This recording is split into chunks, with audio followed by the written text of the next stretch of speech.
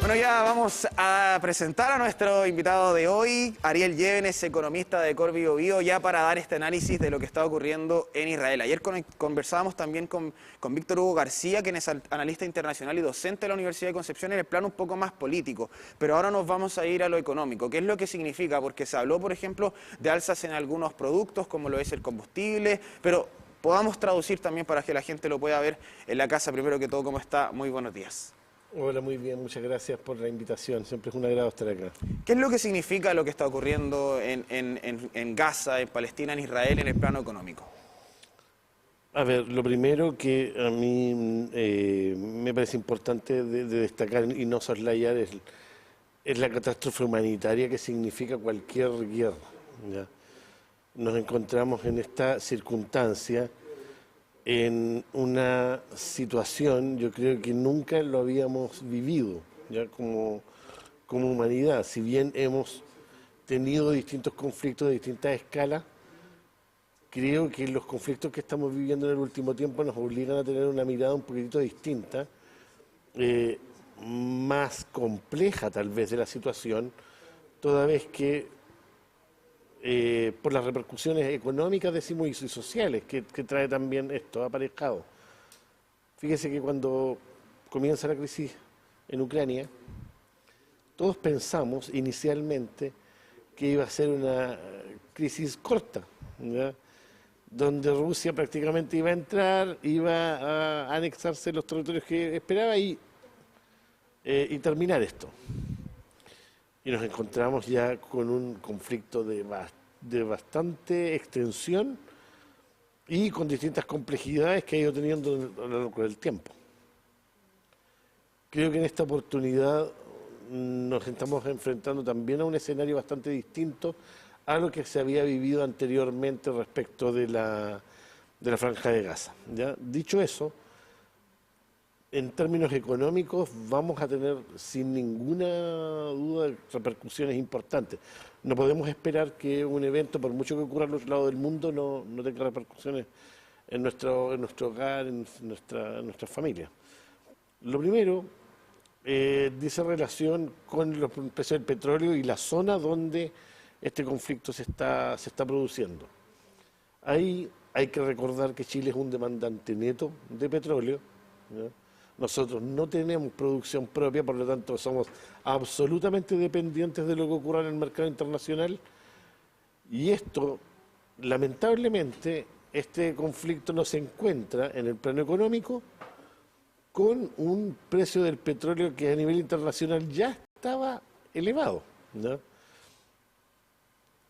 El segundo, como una segunda derivada, ojo con los próximos meses, porque cuando el hemisferio norte, que es un hemisferio también fuertemente consumidor de petróleo, entra en invierno, obviamente los requerimientos energéticos crecen y por lo tanto nuevamente el precio del petróleo tiende a tensionarse al alza. Lo que vamos a tener entonces en ese escenario es, lo más probable, una tensión importante sobre los precios de los combustibles. Ahí tenemos una primera derivada. Una segunda que dice relación también con el momento en que nos encontramos como país, es con las tensiones que se producen sobre el tipo de cambio, ¿ya? Cuando se producen estos conflictos de escala internacional, usualmente los inversionistas tienden a refugiar sus inversiones en algunas monedas duras o en algunas inversiones que tiendan a proteger los recursos. Correcto, y ahí entonces el dólar siempre aparece, el dólar y el euro aparecen como las monedas más confiables en este momento. ¿Qué es lo que vamos a tener entonces? Una presión también, lo más probable, al alza sobre el tipo de cambio, cosa que también nosotros ya estamos enfrentando un tipo de cambio elevado, por lo tanto, nuevamente presiones por ese sentido. Cuando se tensiona el tipo de cambio, se vuelve a tensionar el precio de los combustibles ahora en el plano interno. Ya tenemos que pagar más pesos por dólar y por lo tanto las exportaciones se encarecen, las importaciones se encarecen. Y así entonces tenemos un segundo elemento importante. El tercero, que es el más preocupante a mi juicio, es que nosotros tenemos una cadena productiva, sobre todo en el plano de los alimentos, muy indexada a lo que pueda pasar con los combustibles por el transporte, fundamentalmente, ya que tiene una fuerte carga de uso de combustible. En ese plano, nosotros ya estamos enfrentando también precios elevados en algunos alimentos. Ya esto no es generalizado. Sabemos, gracias a Dios, que la inflación nos había ido dando pequeños respiros en los últimos periodos. Cercana al 5% Pero actualmente. sí, pero esto sin duda que se va a recrudecer. Yo diría que esos son los tres grandes elementos. La mayor preocupación, como digo, lo primero es alimentos, porque repercute directamente sobre los hogares. En segundo lugar, por cierto, también transporte, en nuestras actividades cotidianas. Hay harto entonces en el sentido bien macro de lo que viene siendo también obviamente el tema de importaciones, el tema también del intercambio tanto a nivel nacional, obviamente dentro del transporte, como a nivel internacional, lo que significa, por ejemplo, para Chile el hecho, por ejemplo, de no tener acceso a combustible de forma, al menos dentro de nuestro territorio, como sí lo tienen también algunos países vecinos de acá de Sudamérica. También, ¿qué es lo que ocurre? Porque recuerdo también, por ejemplo, el tema de lo que cuando empezó el conflicto de Rusia en Ucrania, también ya, claro, comienza a escalar esto.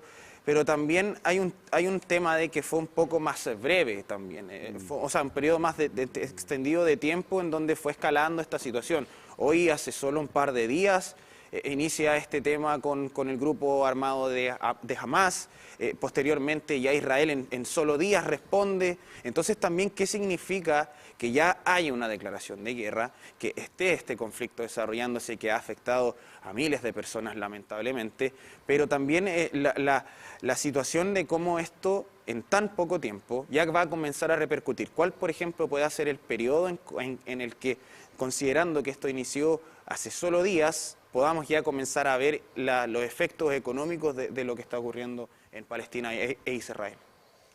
Pero lo que ocurre es que acá yo tengo la impresión, como decía al principio, que nos enfrentamos a un conflicto de características bien distintas a lo que puede ser, por ejemplo, una declaración de guerra entre dos países con ejércitos absolutamente regulares.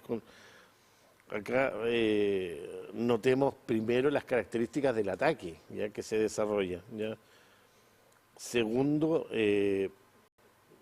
la cantidad de víctimas que provoca y la cantidad de heridos que se provocan en un lapso de tiempo muy corto, como digo, y las víctimas, ya el tipo de víctimas, que no estamos hablando de víctimas militares, ya vimos niños, nos enteramos de niños, de mujeres, familias enteras de civiles.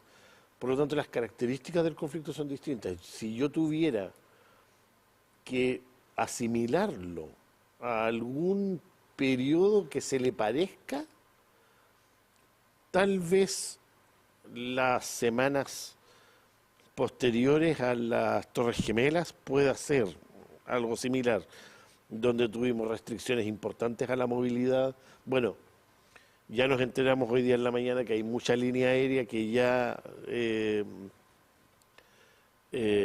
va a cesar temporalmente sus operaciones hacia Israel. Por lo tanto, ahí vamos a tener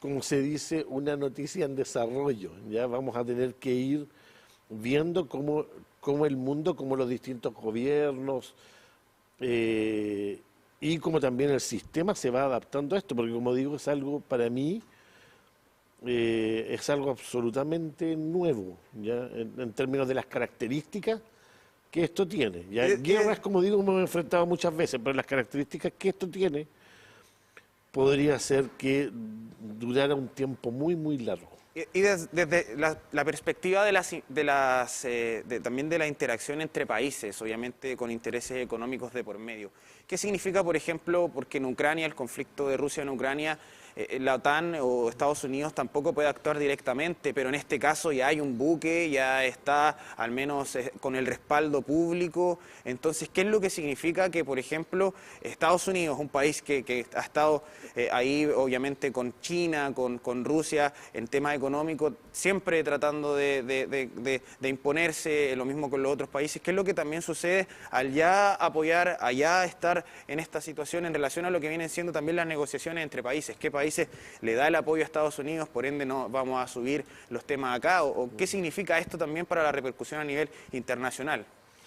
Lo que pasa es que acá yo tengo la impresión que hay que separar bien las aguas. Yo, sin ser un experto en política internacional, tengo la impresión de que hay que separar el hecho que ocurre el fin de semana con las demandas del pueblo palestino, ¿ya?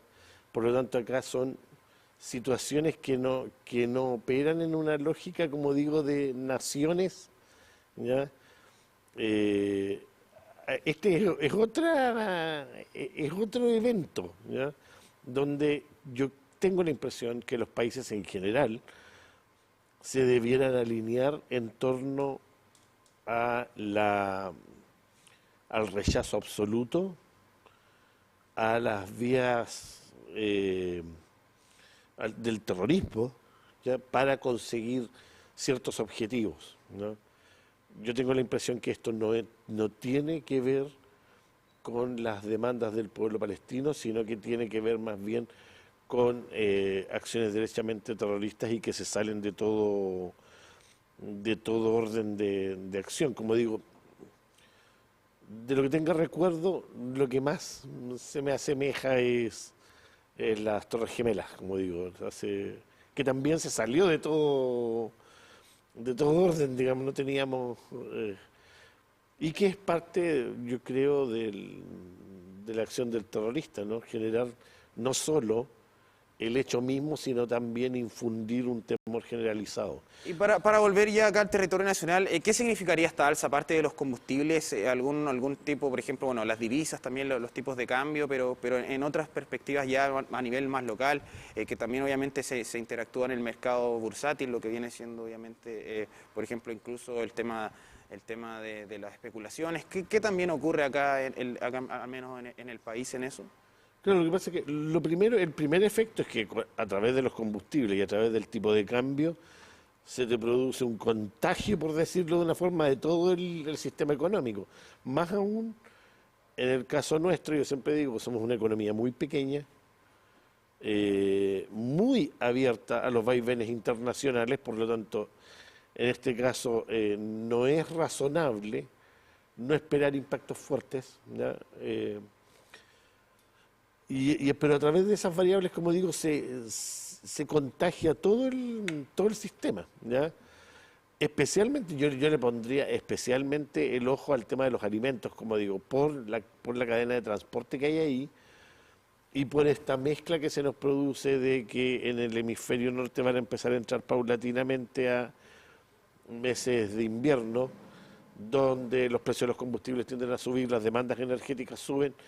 Ahí se nos produce un cóctel bien complicado, ¿ya?